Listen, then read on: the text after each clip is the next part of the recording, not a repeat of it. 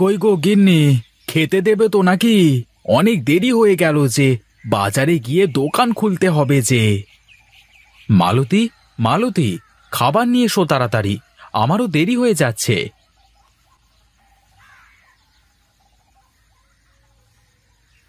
মালতী কি করে আসবে বলো তো?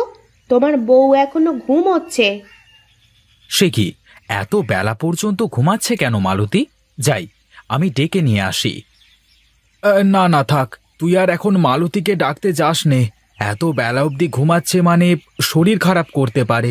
তুই বস, তোর ভাবি তোকে খাবার দিচ্ছে, খেয়ে দে, তারপরে গিয়ে দেখিস মালতীর কি হয়েছে। হ্যাঁ গো, তাই তোমার দাদা যা বললো তাই করো। আমি তোমাকে খাবার দিচ্ছি, খাবার খেয়ে নাও, তারপরে গিয়ে দেখে এসো তোমার বিবির কি হয়েছে। আমার হয়ে গেছে, আমি উঠি। সে কি, এইটুকু খেয়ে কি পেট ভরে নাকি? তুমি বসো, আমি আর একটু খাবার নিয়ে আসি। না ভাবি, আমার আর খাবার লাগবে না, আমার পেট ভরে গেছে। বউয়ের জন্যে মন পাগল থাকলে কি আর খাবার মুখে রোচে? যাও দেবরজি, গিয়ে দেখে এসো তোমার বউয়ের কি হয়েছে।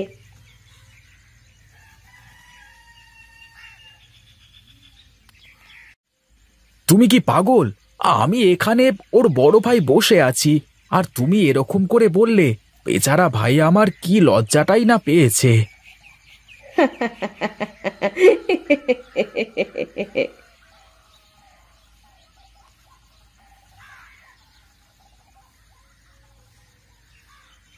কি গো গিন্নি, তুমি এখনো ঘরে শুয়ে আছো কেন? তোমার শরীর ঠিক আছে তো? কি গো গিন্নি, কিছু তো বলবে। কি কি হয়েছে তোমার? বলবে তো আমাকে। তোমার সাথে আমার কোনো কথা নেই, যাও, তুমি তোমার কাজে যাও, আমার কোনো খোঁজ নেওয়া লাগবে না তোমার। সকাল সকাল তোমার এই মন খারাপ দেখলে ভালো লাগে বলো? আমার মন খারাপ না, যাও, তুমি বাজারে যাও, তোমার দেরি হয়ে যাচ্ছে। আজ বাজারের দিন, গিয়ে দোকান খোলো। আচ্ছা ঠিক আছে, আমি গেলাম, তুমি উঠে খেয়ে নিও।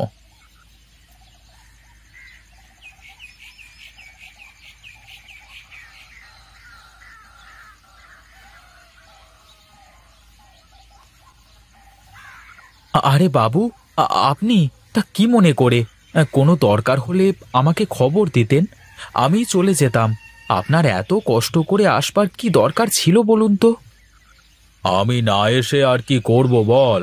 তুই তো 2 মাস ধরে আমার দোকানের ভাড়া দিস না। কি বলছেন বাবু? আমি তো আপনার ভাড়া প্রতি মাসে নিতাইয়ের কাছে দিয়ে দিই। আমার তো কোনো টাকা পয়সা বকেয়া নেই বাবু।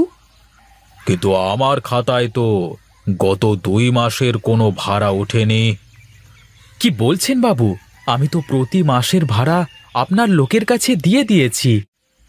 কার কাছে টাকা দিয়েছিস তুই? নগেনের কাছে? হ্যাঁ বাবু, আমি তো সেই প্রথম থেকে দোকানের ভাড়া নগেনের কাছেই দিয়ে আসছি। হ্যাঁ তাই তো বলি, খাতায় গত 2 মাসের ভাড়া কেন ওঠানো নাই? কেন বাবু, কি হয়েছে? কোনো সমস্যা হয়েছে নাকি?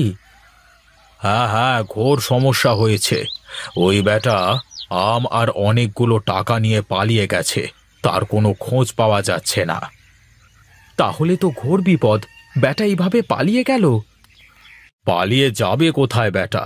চারিদিকে লোক লাগিয়ে দিয়েছি, একবার বেটাকে ধরে নি, তারপর দেখবো বেটা যায় কোথায়। আচ্ছা আমি গেলাম রে, ওই বেটার কোনো খোঁজ পেলে আমাকে বলিস, আর দোকানের ভাড়াটা আমার বাড়িতে গিয়ে দিয়ে আসিস, কেমন? ঠিক আছে বাবু, তাই হবে।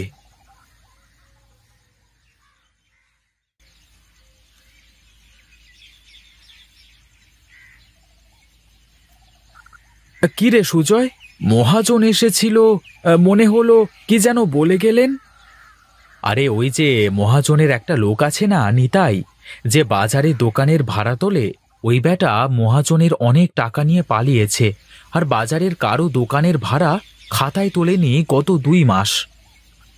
তা তোর কি কোনো টাকা বাকি আছে নাকি? না দাদা, আমার কোনো টাকা বাকি নেই, আমি তো দোকানের সব ভাড়া প্রতি মাসেই দিয়ে দিই। তা রসিদ আছে তো তোর কাছে দোকান ভাড়া দেওয়ার? হ্যাঁ দাদা, আছে। আচ্ছা ঠিক আছে, রসিদগুলো যত্ন করে রেখে দিস কেমন? ও, আর একটা কথা বলতে এসেছিলাম। হ্যাঁ দাদা, বলো কি বলবে। আমি একটু গঞ্জে যাচ্ছি, কিছু জিনিস কেনা লাগবে।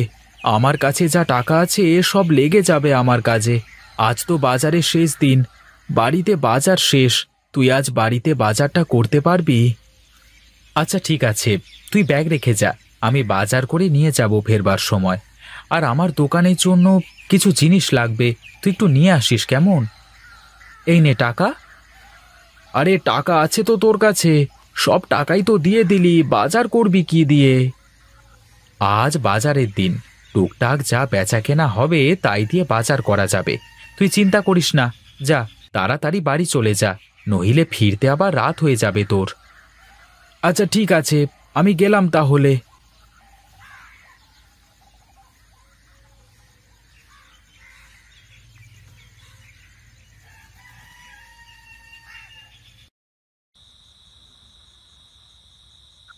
এই রে যা, আজ তো 15ই জুন, আমাদের বিবাহ বার্ষিকী। আমি তো ভুলেই গিয়েছিলাম। তাই বুঝি আজকে গিন্নি মন খারাপ করে শুয়েছিল। যাই, কাপড়ের দোকানে গিয়ে গিন্নির জন্যে একটা কাপড় নিয়ে আসি।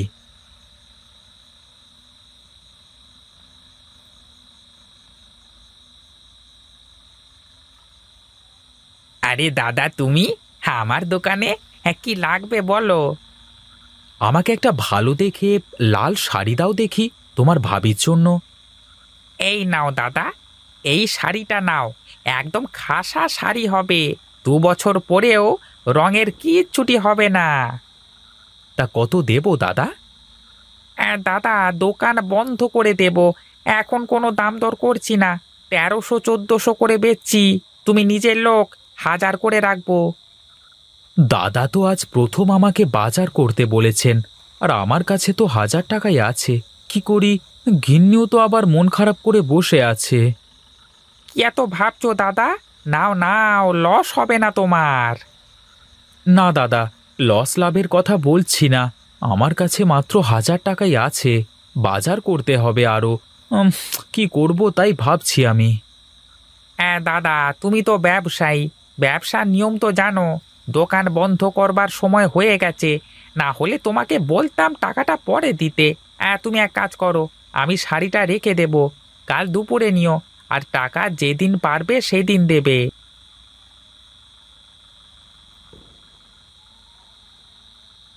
এই নাও টাকা, আমি বাজার কালকে সকালে করব। এই নাও দাদা।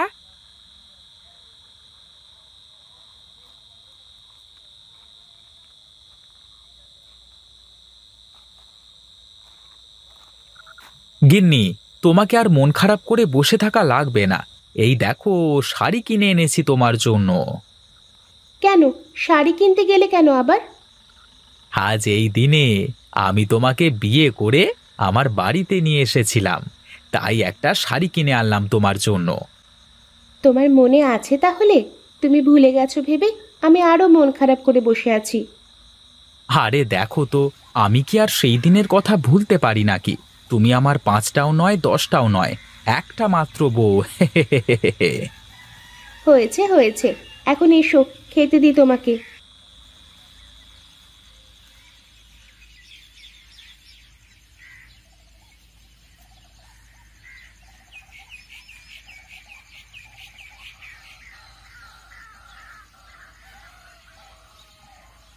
কি গো গিন্নি, কি রান্না করছো? আমার তো দেরি হয়ে গেল, কাল সারাটা দিন গঞ্জে কেটে গেছে। আজকে সকাল সকাল দোকানটা খুলতে হবে। আলু ভাতে বসিয়েছি, কাল তো তুমি বাজার করে আনোনি, বাড়িতে আলু ছাড়া আর কিছুই নাই। কেন? আমি তো সুজয়কে বলেছিলাম বাজার করতে, ও বাজার করেনি। তোমার ভাই করবে বাজার, আর তা দিয়ে রান্না হবে?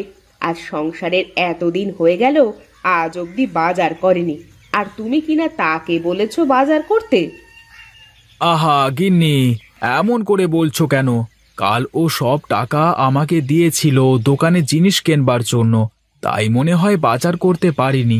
তুমি আজকের মতো চালিয়ে নাও, আমি আজ দুপুরে বাজার করে নিয়ে আসবো কেমন? কেন, তুমি কেন যাবে বাজার করতে? তোমার ভাইকে দিয়ে বাজার করাবে, আর তোমার ভাইয়ের বউকে বলবে রান্না করতে। বাজার তুমি করবে আর রান্না আমি করব, আর তারা কিনা বসে বসে খাবে। এ কিছুতেই হতে পারে না।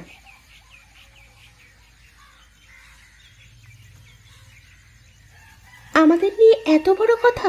আমরা শুধু বসে বসে খাই? বেশ, আজ থেকে যার যার সংসার তার তার। আমি আর থাকবো না একসাথে, আমি আলাদা হয়ে যাব। কি ব্যাপার? কি হচ্ছে এখানে? এত চেঁচামেচি কেন? আমি আর তোমার ভাই আর ভাইয়ের বউয়ের খোঁটা শুনবো না। খাওয়াবে, আবার খোঁটাও দেবে। আমি এ কিছুতেই মেনে নেব না। কি হয়েছে সেটা তো বলবে আমাকে।